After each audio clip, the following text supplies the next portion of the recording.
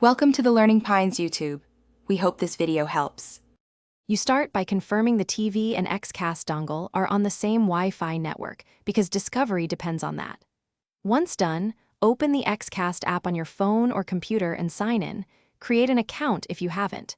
Make sure you grant local network, Bluetooth, and location permissions so the app can find the device.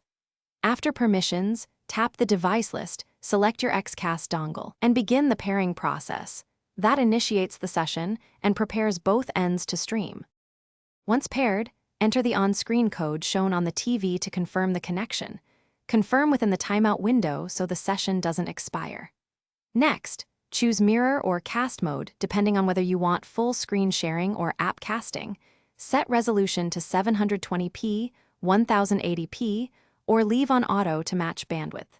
Make sure audio output is routed to the TV, toggle subtitles if needed, and open developer options only when adjusting bitrate or advanced. To finish, start a video in the app or mirror your screen.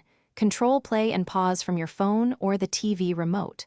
When you're done, disconnect in the app or press the TV input button to leave the Xcast input.